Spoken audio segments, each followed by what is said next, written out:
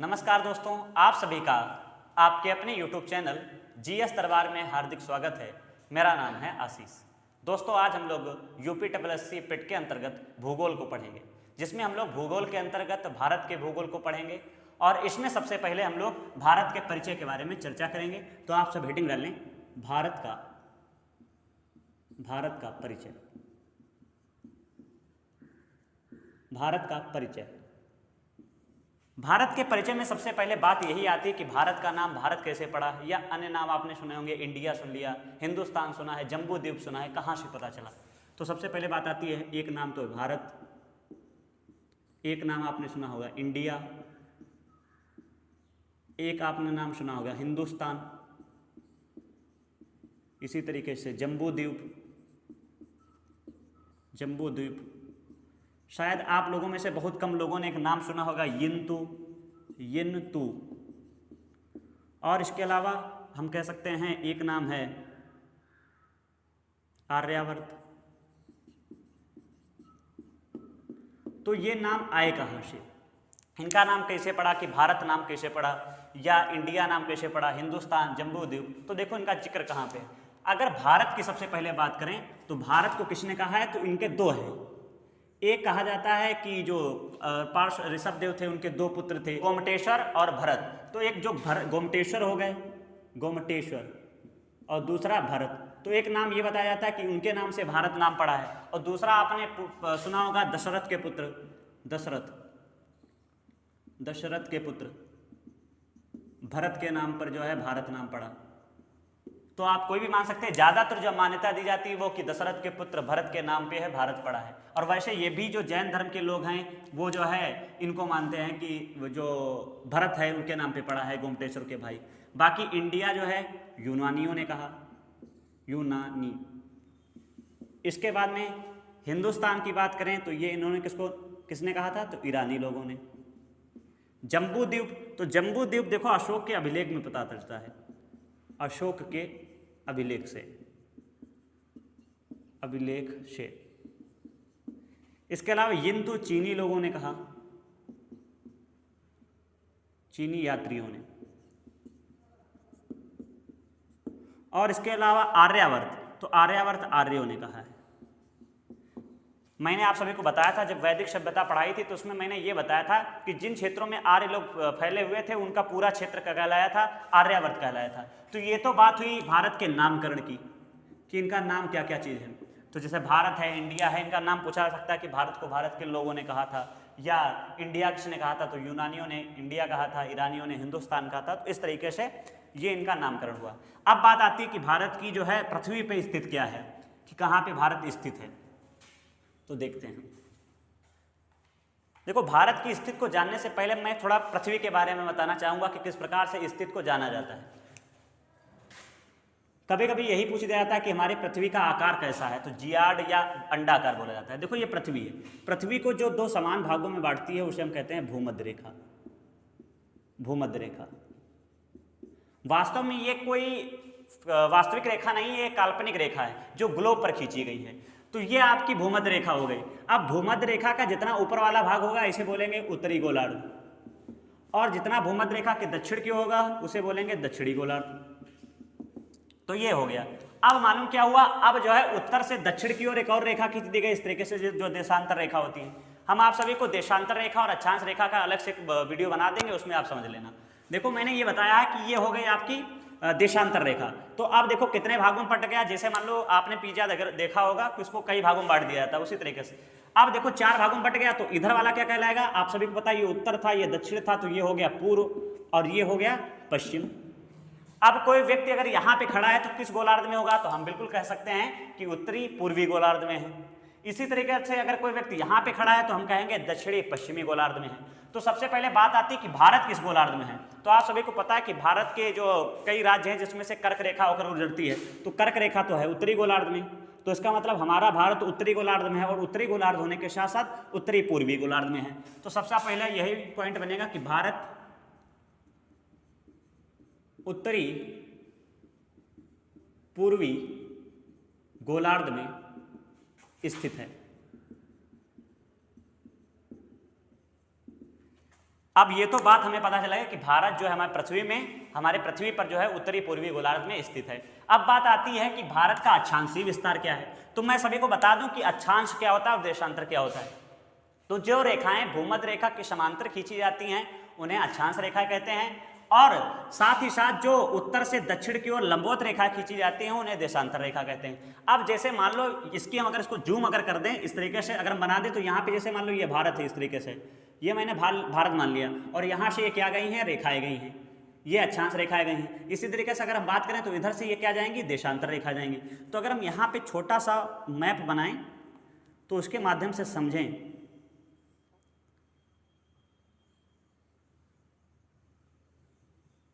तो हम देखेंगे कि कभी कोई एक रेखा ऐसी आई होगी जो यहाँ से उत्तर में इस तरीके से गई होगी भारत को टच करते हुए, इसी तरीके से एक इधर ये दक्षिण की ओर गई होगी और इधर एक उत्तर से गई होगी, इसी तरीके से एक ये पश्चिम की ओर गई होगी, एक जो है पूर्व की ओर गई होगी। तो इनका विस्तार बताना है आपको। तो पूछा जाए कि अक्षांशीय विस्तार, अक्षांशीय विस्तार। तो अक्षांशीय विस्तार की बात करें तो हम कहेंगे 8 डिग्री 4 मिनट से 8 डिग्री 4 मिनट से 1 मिनट, इसको हम साफ कर लेते हैं। ये समझ में आपको आ गया होगा किस प्रकार से अक्षांशीय विस्तार और देशांतरी विस्तार देखा जाता है और कैसे अक्षांश रेखा और देशांतर रेखा होती है। तो हम कहेंगे 8 डिग्री 4 मिनट से 37 डिग्री 6 मिनट उत्तरी गोलार्ध। आपको ये जरूर याद रखना है, क्योंकि जो अक्षांश रेखाएं होती हैं वो जो है जहां पे भूमध्य रेखा होता है, जितना ऊपर की जाओगे वो उत्तरी गोलार्ध वाली कहलाती हैं, और जितना भूमध्य रेखा के दक्षिण की ओर आओगे वो दक्षिणी गोलार्ध वाली कहलाती हैं। तो अक्षांशीय विस्तार 8 डिग्री 4 मिनट से 37 डिग्री 6 मिनट तक हो गई। इसी तरीके से अगर हम कहें देशांतरीय विस्तार, देशांतरीय विस्तार, तो देशांतरीय विस्तार की बात करें तो हम कहेंगे 68 डिग्री 7 मिनट से 97 डिग्री 25 मिनट तक। और ये कैसे होगा, तो ये हो जाएगा भैया उत्तरी पूर्वी गोलार्ध, उत्तरी पूर्वी गोलार्ध। ये तो बात हुई भारत के अक्षांशीय विस्तार की। अब पूछ लिया जाता है कि भारत का क्षेत्रफल कितना है। तो भारत का क्षेत्रफल 32,87,263 वर्ग किलोमीटर है। देखो अब कोई हो सकता है आपने जब नई किताब पढ़ी हो तो उसमें क्षेत्रफल आपको अब कम लिखा मिले, क्योंकि अभी जब बांग्लादेश के साथ समझौता हुआ था तो उसमें कुछ देश जो है भारत के बांग्लादेश को दे दिए गए थे और कुछ देश जो है भारत के बांग्लादेश को दे दिए गए थे, और बांग्लादेश के खुद ले लिए गए थे। तो उसमें भारत के कुछ ज़्यादा क्षेत्र बांग्लादेश को दिए गए थे, इसके चलते भारत का क्षेत्रफल अब कम हो गया है। लेकिन अभी जो NCERT आ रही है उसमें 32,87,263 वर्ग किलोमीटर ही माना गया है। तो आपको यही जानना है।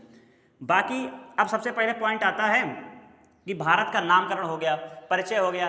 अब भारत जो है कुल जो क्षेत्रफल है उसका कितना प्रतिशत है, तो हम कहेंगे विश्व के कुल क्षेत्रफल का भारत 2.4% है। भारत कुल क्षेत्रफल के कितना प्रतिशत है, तो 2.4% क्षेत्रफल में पूरा है। इसके अलावा अब हम लोग बात करेंगे कि इसका सबसे उत्तरी बिंदु कौन सा है, सबसे दक्षिणी बिंदु कौन सा है, पूर्वी बिंदु कौन सा है। तो देखो इस तरीके से समझते हैं। ये आपका भारत का मैप है। अगर इसके बात करें तो यहाँ पे सबसे क्या होगा, उत्तरी बिंदु, यहाँ पे सबसे दक्षिणी बिंदु, और एक आप सभी को पता है यहाँ पे अंडमान निकोबार द्वीप समूह है, तो यहाँ पे कोई दक्षिणी बिंदु एक मान लिया जाएगा। इसके अलावा यहाँ पे ये हो गया पूर्वी बिंदु और ये हो गया आपका पश्चिमी बिंदु। तो इनका पूछा जाता है, तो आप सभी को यहाँ पे नोट करना है कि भारत का सबसे उत्तरी बिंदु, तो हम क्या बताएंगे, इंदिरा कॉल, इंदिरा कॉल। इसी तरीके से दक्षिणी बिंदु, दक्षिणी बिंदु, दक्षिणी बिंदु क्या हो जाएगा, तो इंदिरा पॉइंट, पॉइंट, पॉइंट। इसी तरीके से रुको 1 मिनट, हम बस इंक डाल लेते हैं, तब तक आप लिख सकते हैं। अगर हम बात करें सबसे दक्षिणी बिंदु हो गया तो इंदिरा पॉइंट, और ये कहाँ है, तो ग्रेट निकोबार द्वीप समूह पर है। इसके बाद में अगर हम बात करेंगे सबसे पूर्वी बिंदु तो किबुद हो जाएगा। किबुद कहाँ है, तो अरुणाचल प्रदेश में। तो आप सब लिखेंगे अब पूर्वी बिंदु, सबसे पूर्वी बिंदु। तो पूर्वी बिंदु क्या हो जाएगा की बिंदु, कहाँ हो जाएगा, अरुणाचल प्रदेश। इनके भी पॉइंट लिख लीजिए, ये हो जाएगा ग्रेट निकोबार पर, ग्रेट निकोबार। और ये इंदिरा पॉइंट कहाँ हो जाएगा, लद्दाख में। इसी तरीके से यहाँ पे हम लिख लेंगे पश्चिमी बिंदु। तो सबसे पश्चिमी बिंदु है गुहार मोती, गुहार मोती। हो सकता है आपको गौ मात्रा भी लिखा मिल जाए, तो गुहार मोती वही है, कहाँ है, ये गुजरात में। तो ये तो बात हुई भारत के जो स्थिति की कि कहाँ पे सबसे पूर्वी बिंदु है, कहाँ पे पश्चिमी बिंदु है। अब देखो क्वेश्चन को तरीका अलग होता है पूछने का। अगर वो पूछ दे कि भारत का सबसे जो दक्षिणी बिंदु है मुख्य स्थल का, तो मुख्य स्थल का यहाँ पे जो कन्याकुमारी है वो हो जाएगा जो। और बाकी अगर ये पूछ लिया जाए कि सबसे दक्षिणतम बिंदु, ऐसे पूछ लिया जाए तो हम बताएंगे दक्षिणतम बिंदु को इंदिरा पॉइंट। तो आपको याद रखना है, अगर पूछ लिया जाए कि भारत के मुख्य तट का अंतिम बिंदु, अंतिम बिंदु, तब आपको क्या बताना है, तब आपको यहां पे मैं लिखे देता हूं, तब आपको बताना है कन्याकुमारी। कन्याकुमारी, कन्याकुमारी कहाँ है, तमिलनाडु, तमिलनाडु। तो आपको यह ध्यान देना है, अगर मुख्य तट का अंतिम बिंदु पूछे तो आपको कन्याकुमारी बताना है, और सिर्फ ऐसा दक्षिणतम बिंदु पूछे तो हमें क्या बताना है, इंदिरा पॉइंट बताना है। ये तो बात हुई भारत की भौगोलिक स्थिति की। अब हम लोग आगे बात करने का रहे, अच्छा एक पॉइंट और, ये तो सभी छोटे बच्चों को भी पता होगा कि भारत किस महाद्वीप में है, तो एशिया महाद्वीप में है। अब हम लोग बात करेंगे कि इसकी स्थलीय सीमा की लंबाई कितनी है, कितनी जलीय सीमा की लंबाई है, कितने राज्य जो है समुद्री सीमा बनाते हैं, इस तरीके से क्वेश्चन आते हैं, तो उनके बारे में हम लोग चर्चा करेंगे।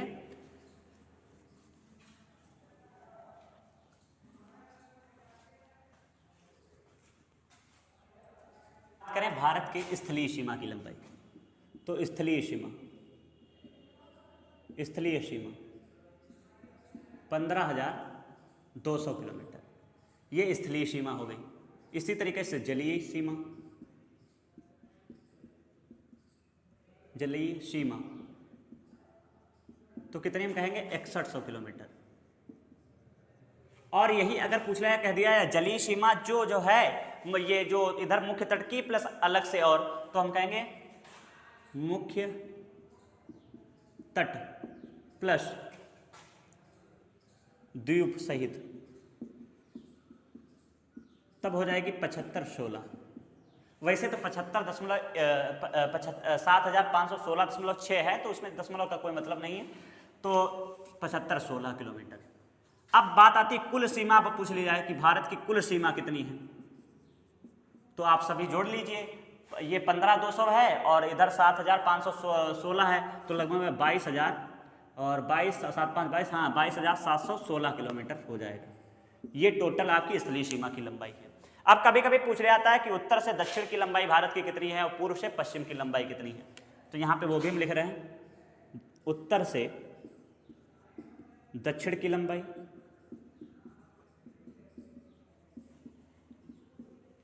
तो 2933 किलोमीटर। कहने मतलब है, अगर हम इस तरीके से मैप बनाएंगे तो हम देखेंगे यहाँ से लेकर यहाँ तक की लंबाई कितनी है और यहाँ से लेकर यहाँ तक कितनी है। तो वही उत्तर से दक्षिण की लंबाई 2933 किलोमीटर है, और यही हम कहेंगे पूर्व से पश्चिम की लंबाई, पश्चिम की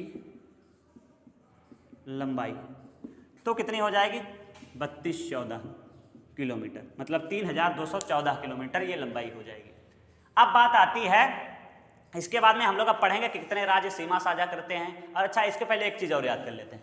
अब कभी कभी पूछ लिया जाता है कि भैया आपके जो भारत है उसमें कितने भाग पर स्थल वो पर्वत पाए जाते हैं, कितने स्थल पर जो है मैदान हैं, उनके बारे में चर्चा कर लेते हैं, कितने क्षेत्रों में पठार हैं।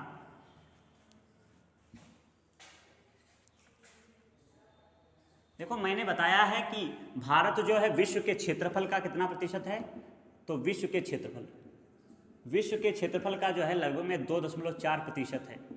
और यही अगर हम बात करें कि भारत की जनसंख्या की दृष्टि से कौन सा स्थान है, तो जनसंख्या की दृष्टि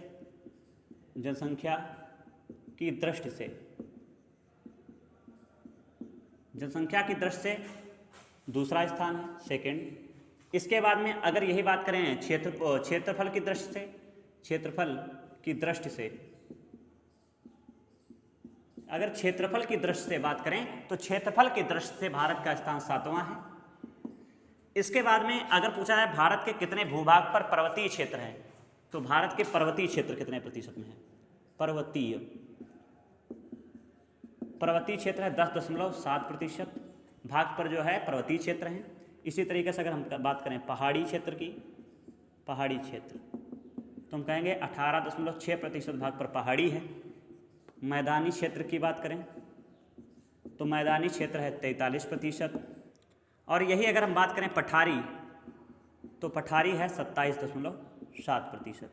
ये तो बात हुई कि कितना क्षेत्रफल में है। तो देखो आपको याद रखना है कि विश्व के क्षेत्रफल का भारत 2.4% है। ये फैक्ट पूछे जाते हैं और सीधे सीधे पूछे जाते हैं, तो आपको ये याद रखना है। जनसंख्या की दृष्टि से सेकंड स्थान पर है, क्षेत्रफल की दृष्टि से यह 7वां स्थान है इसका भारत का। इसके अलावा ये जो पर्वतीय क्षेत्र पूछा जाए भारत में कितने प्रतिशत है, तो 10.7% जो है पर्वतीय क्षेत्र है। पहाड़ी क्षेत्र की बात करें तो 18.6% पहाड़ी है। मैदानी क्षेत्र की बात करें तो 43% और पठारी क्षेत्र की बात करें तो 27.7। अब हम लोग बात करेंगे कितने राज्य जो है सीमा साझा करते हैं, तटीय सीमा साझा करने वाले। तो हम यहाँ पे यहीं पे लिखे देते हैं तटीय सीमा साझा करने वाले राज्य। तटीय सीमा साझा करने वाले राज्य तो कितने हैं? 9। कौन कौन से हैं मैं यहाँ पे लिखे देता हूँ। उसके बाद में फिर हम लोग चर्चा करेंगे कि कर्क रेखा से कौन कौन से देश राज्य गुजरते हैं और जो समय मानक भारत की रेखा है उस पर कितने। तो देखो तट रेखा की बात करें तो सबसे पहले गुजरात के बाद में हम कहेंगे महाराष्ट्र, इसके बाद गोवा, इसके बाद में कर्नाटक, इसके बाद में केरल। ये तो हो गए पश्चिमी तट वाले। और पूर्वी तट की बात करें तो हम कहेंगे पश्चिम बंगाल, इसके बाद में उड़ीसा, उसके बाद में आंध्र प्रदेश और इसके बाद में तमिलनाडु। ये किस तट पे हैं? तो ये हैं पूर्वी तट पर। अब देखो पूछा जाता है कि सबसे ज़्यादा तटीय सीमा कौन बनाता है, तो सबसे ज़्यादा तटीय सीमा बनाने वाला राज्य है वो गुजरात है। सबसे अधिक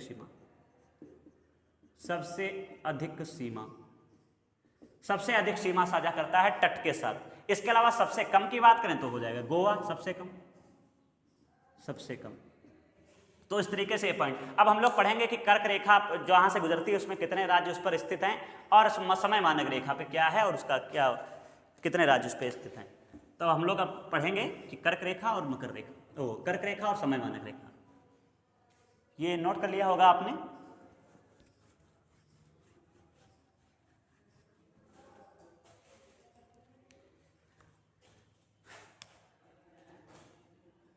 यहां पे लिखे दे रहे हैं कर्क रेखा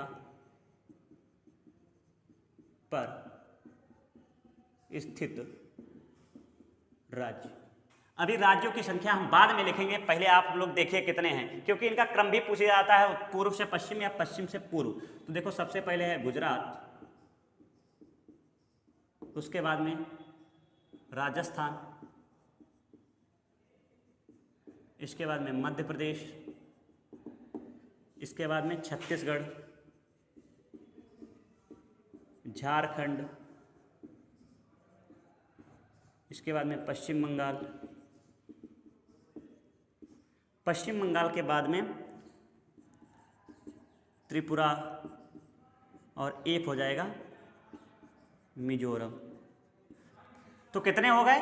गुजरात, राजस्थान, मध्य प्रदेश, छत्तीसगढ़, झारखंड, पश्चिम बंगाल, त्रिपुरा और मिजोरम। तो 1 2 3 4 5 6 7 8। तो हम कह सकते हैं कर्क रेखा पर स्थित कितने राज्य हैं? 8। अब यहीं पे हम लोग बात कर लेते हैं समय मानक रेखा। तो हम यहाँ पे कहेंगे समय मानक रेखा पर स्थित राज्य ये कितने हैं? तो देखो सबसे पहले आपके दिमाग में यही प्रश्न उड़ रहा होगा कि समय मानक रेखा क्या होती है। तो मैं आप सभी को बता दूं कि ये इस तरीके से समझना है। ये आपका भारत का मैप है। और भारत में एक समय मानक रेखा गई। कहा जाता है कि यहाँ पे अगर आप कभी हम आपको जब अक्षांश रेखा और देशांतर रेखा चैप्टर पढ़ाएंगे तो वहाँ पे इसको विस्तृत रूप से बताएंगे। अभी मैंने बताया था कि यहाँ पे 68 डिग्री 7 मिनट से 97 डिग्री 2-5 था। लगभग में हम कह सकते हैं यहाँ से यहाँ तक कितने डिग्रियों का अंतर है, तो लगभग में 30 देशांतर रेखाओं का अंतर है, 30। और कहा जाता है कि एक जो देशांतर रेखा है उसके बीच में, जैसे मान लो ये देशांतर एक ये देशांतर, इसके बीच में 4 मिनट का अंतर होता है, तो कुल मिला के 120 मिनट का अंतर हो गया। 120 मिनट का अंतर मतलब है 2 घंटा। अब समझ लो अगर यहाँ पे सूर्य उदय हुआ 4 बजे तो 100% यहाँ पे सूर्य उदय कब होगा, 6 बजे। यहाँ पे अगर सूर्य अस्त हो गया 5 बजे तो इसका मतलब यहाँ पे 7 बजे सूर्य अस्त होगा। कहने मतलब है 2 घंटा समय जो है पीछे चलेगा। अब पता चला यहाँ पे सुबह हो गई है और यहाँ पे जो है अभी आदमी सो रहा है, तो कैसे टाइम मैनेज हो पाएगा। तो इसके चलते अब आपको पता है कि 30 का आधा कितना होगा, 15। और इधर अगर 68 देखें और इधर या ये इधर मान लो 69 कर लेते हैं, इधर 97 कर लेते हैं, तो लगभग में इसका आधा होगा 82.5 डिग्री यहाँ पे। तो 82.5 डिग्री जो देशांतर रेखा है, या कह सकते हो 82.5 डिग्री, ये उत्तरी पूर्वी देशांतर रेखा, इसको माना गया है भारत की समय मानक रेखा। तो आप सब यहाँ पे लिख सकते हैं कि भारत की समय मानक रेखा कौन सी है। तो हम सबसे पहले बताएंगे 82.5 डिग्री उत्तरी पूर्वी देशांतर। देखो भैया, आप एक बार इतने खुश ना हो जाना ये क्वेश्चन पेपर में आ जाए और आप क्या करें, उत्तरी पूर्वी ना देखें। देखो क्वेश्चन क्या दिए, ऑप्शन क्या दिए होंगे, 82.5 डिग्री उत्तरी पूर्वी देशांतर, 82.5 डिग्री दक्षिणी पूर्वी देशांतर, 82.5 डिग्री दक्षिणी पूर्वी देशांतर, इस तरीके से। तो आपको भैया यहाँ पे ये जरूर देखना है कि उत्तरी पूर्वी देशांतर लिखा है, वही ऑप्शन आपका बिल्कुल सही होगा, नहीं तो अन्यथा की स्थिति में गलत हो जाएगा। अब देखो कितने राज्य स्थित हैं। तो सबसे पहले उत्तर प्रदेश, पूरा लिखे देते हैं, उत्तर प्रदेश। उत्तर प्रदेश के बाद में दूसरा हो जाएगा तो हम कहेंगे मध्य प्रदेश, और इसके बाद में छत्तीसगढ़। देखो मैं छत्तीसगढ़ इसी तरीके से लिखता हूँ, आप हंसिएगा मत। देखो उत्तर प्रदेश, मध्य प्रदेश, छत्तीसगढ़, इसके बाद में उड़ीसा, और लास्ट क्या हो जाएगा, उड़ीसा के बाद में आंध्र प्रदेश। आंध्र प्रदेश।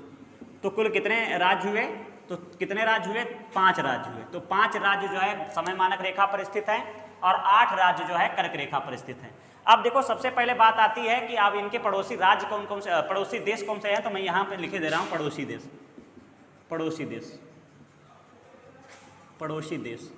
तो पाकिस्तान, इसके अलावा दूसरा हम कहेंगे अफगानिस्तान, अफगानिस्तान, इसके अलावा चीन। देखो चीन कभी भी भारत का पड़ोसी देश था ही नहीं, ना है, लेकिन चीन ने जो है तिब्बत पे कब्जा कर लिया और तिब्बत जो है भारत का पड़ोसी देश है, जिसके चलते चीन भी आ गया है। और कौन होया, तो नेपाल, इसके बाद में भूटान, इसके अलावा बांग्लादेश, और एक देश और म्यांमार, म्यांमार। अच्छा ये बताओ, क्या श्रीलंका हमारा पड़ोसी देश है? तो पड़ोसी देश में तो कह सकते हो, परंतु उसको जो है वो भारत के साथ सीमा साझा नहीं करता है। अगर यही बात आ जाए कितने राज्य देश सीमा साझा करते हैं, तो पाकिस्तान हो गया, अफगानिस्तान हो गया, चीन हो गया, नेपाल हो गया, भूटान हो गया, बांग्लादेश, म्यांमार। 1 2 3 4 5 6 7 और एक 6 देश छूट रहा है, छूट नहीं रहा है, बस इतने ही होंगे। पाकिस्तान, अफगानिस्तान, चीन, नेपाल, भूटान, बांग्लादेश और म्यांमार, ये कुल जो है 7 देश साझा करते हैं। और इसके अलावा एक पड़ोसी देश हम कह सकते हैं श्रीलंका। देखो आपके जो सिलेबस दिया है जीके वाला, जो सामान्य जागरूकता वाला है, उसमें सीधे दिया है भारत के पड़ोसी देश। तो उसका मैंने वीडियो जो है बना दिया है, आपको उसको डिस्क्रिप्शन में डाल दूंगा, आप वहाँ से उसको पढ़ सकते हैं। बस इस वीडियो में इतना ही रखते हैं। आप सभी को ये वीडियो कैसा लगा है कमेंट करके जरूर बताएं। बाकी एक पॉइंट और आपको याद रखना है कि अगर पूछा है सबसे ज़्यादा सीमा किसके साथ साझा करता है, तो बांग्लादेश का साथ 40-96, और सबसे कम पूछा जाए तो यहाँ पे अफगानिस्तान 106। ये 2 पॉइंट आपको याद रखना है। बाकी इस वीडियो में आपको लगभग में सभी चीज़ें मैंने बता दी हैं। आप सभी को ये वीडियो कैसा लगा है कमेंट करके जरूर बताएं, और वीडियो को शेयर करना बिल्कुल ना भूलें। धन्यवाद।